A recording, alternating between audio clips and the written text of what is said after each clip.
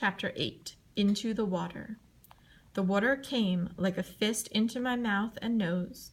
I was under the water, bubbles all around me. I kept twisting and turning. I was being pushed by the current, helpless. Then I scraped the bottom and pushed up. Air! I can breathe! I took a breath, but water came with it. I was under again, dragged against my will. Swim, I told myself. But the current was too strong to swim.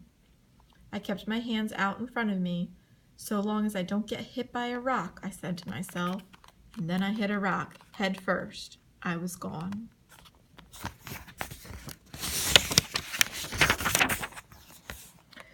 Some campers had seen us coming. They were at the end of the rapids by the calm water.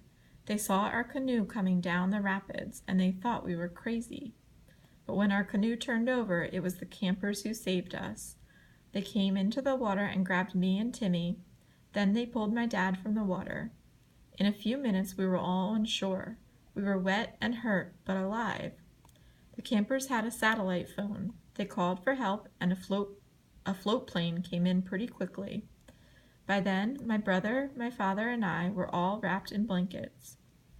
We were getting warm by a fire. Even my dad must have been better. He told us another bad joke. Back in L'Orange, Dad had to stay 3 days in the hospital. He really conked his head with that fall. He also broke a couple of ribs. We don't know if that was from the fall or from turning over in the rapids. Timmy and I were mostly okay. I had smashed my face into a rock, but that was all. Timmy was still sick from the berries, but he got over that. In a few days, we were in pretty good shape. Of course, our mom was mad. First she was happy that we were all alive, but then she got mad, the way moms do. She told my father that he could have killed us. She blamed him for not being careful.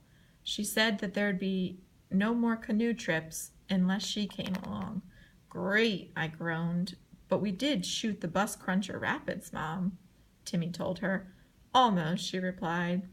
You're okay, almost. If we took that white water course, we could have done it.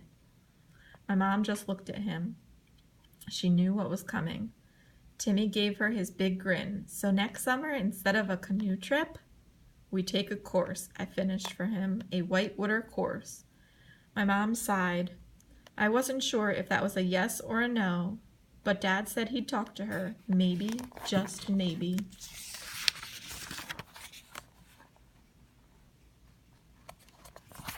I think that is the end of the book.